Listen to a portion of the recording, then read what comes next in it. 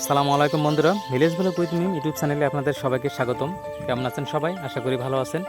আপনাদের দোয়া ভালোবাসায় আমরাও ভালো আছি। তো বরাবরের মতো আবারও নতুন আরেকটি রেসিপি নিয়ে আপনাদের সামনে চলে আসলাম। তো আমার সাথে আজকে রায়হানবাবু নেই, রায়হানবাবু বাসায় আছে আর মিমো বাসায় আছে, তরকারি কাটতেছে। তো চলুন দেখি মিম আজকে কী রান্না করে। তো বন্ধুরা, ভিডিওটি শুরু থেকে শেষ পর্যন্ত থাকবেন আর দেখবেন যে মিম আজকে কী রান্না করতেছে। তো চলুন, আমি এখন বাসার দিকে নিয়ে যাচ্ছি আপনাদের, আর বাসায় গিয়ে দেখাবো যে মিম আজকে কী কী রেসিপি রান্না করবো। তো চলুন বন্ধুরা, আমরা এখন বাসার দিকেই যাই। গরম তেলে হলুদ লবণ মরিচ দিয়ে মেখে রাখা মাছগুলো দিয়ে দিবে। প্রথমে চর্বিটা দিল, এখান থেকে তেল বার হবে। দেখেন, গরম তেলে এখন মাছগুলো দিয়ে দিল। তেলাপিয়া মাছগুলো কিন্তু ভাজি করবে একটু ভুনা ভুনার মতো, আর পাঙ্গাস মাছ আছে ওগুলো দিয়ে মূলা দিয়ে রান্না করবে। তো আগে এগুলোই ভাজি করে নিই। তেলাপিয়া মাছের ভুনা করার জন্য তেল দিয়ে দিল, পেঁয়াজ কুচি আর কাঁচামরিচ কুচি,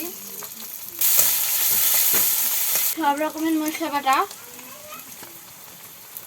হলুদ লবণ আর মরিচের গুঁড়া সহকার সব কিছু দেওয়া হয়ে গিয়েছে। মশলাগুলো এখন ভাজি ভাজি করে নিচ্ছে। মশলাগুলো কষানো হয়ে গিয়েছে, এবার ভেজে রাখা মাছগুলো দিয়ে দিচ্ছে। মাছগুলো এখন সুন্দর করে কষিয়ে নেবে। মাছের ভুনা করা হয়ে গিয়েছে, এখন নামিয়ে নেবে।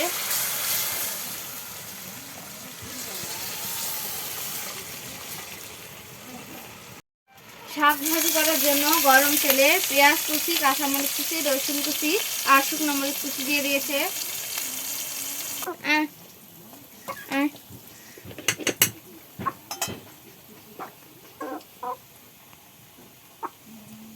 সব রকমের মশলা বাটা, স্বাদ মতো লবণ আর একটু হলুদের গুঁড়া দিয়ে দিচ্ছে।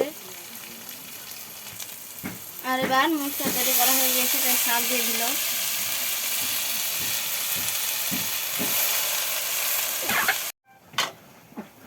বন্ধুরা, অনেকদিন ধরে কিন্তু পাটের শাকের ভাজি খাওয়া হয়নি। তো কালকে আব্বু হাট থেকে এই শাকগুলো নিয়ে এসেছিল। তো বিকালেই আমি আর আম্মু পুকুরে হাঁস ছেড়ে দিয়ে পুকুর পাড়ে শাকগুলো সব বেছে নিয়েছি আর এখন ভাজি করছি। তো আশা করি সবারই কিন্তু পাটের শাকের ভাজিটা খেতে ভালোই লাগে। পাটের শাকের ভাজি হয়ে গেলেই মূলা রান্না করবো। মূলা আমি কেটে ধুয়ে রেখে দিয়েছি। যদিও এখন মূলা সিজন না, তাও এখন 12 মাসের মূলা পাওয়া যায়। তো আব্বু মূলাও নিয়ে আসছিল। পাটের শাকের এই পানিটা শুকালে একবারে ঝরঝর করে ভাজি করে নেব। করার জন্য গরম তেলে পেঁয়াজ কুচি, কাঁচামরিচ কুচি, হলুদ লবণ মরিচ, সব রকমের মশলা পাতা, তেজপাতা সব কিছু দিয়ে দিচ্ছে একে একে। মশলাগুলো একেবারে ভাজি ভাজি করে নিচ্ছে। ভেজে রাখা মাছগুলো মশলার মধ্যে দিয়ে দিল। মাছগুলো সুন্দর করে কষানো লাগবে। মাছ কষানো হয়ে গিয়েছে, এবার ওই কষা মশলার মধ্যে মূলা আর আলু দিয়ে দিল আর মাছগুলো তুলে রেখে দিয়েছে। এই মূলা আর আলুগুলো এখন সুন্দর করে নেড়ে চেড়ে কষিয়ে নেবে। শাকের ভাজি হয়ে গেছে, এখন নামিয়ে নেবে। লবণ থাকবে না আমি?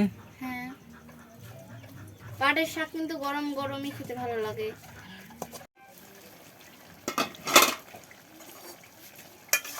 মূলার তরকারি আর একটু কষানো লাগবে, তারপর মাছ দিয়ে নামিয়ে নেব। আর শাকটা তো নামিয়ে নিয়েছি।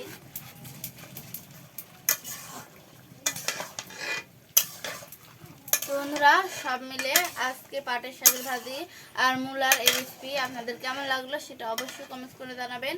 আর আজকের ভিডিওটি না টেনে অবশ্যই সম্পূর্ণ দেখবেন। এরকম সুন্দর সুন্দর ভিডিও পেতে আমার চ্যানেলটি সাবস্ক্রাইব করে আমার পাশেই থাকবেন।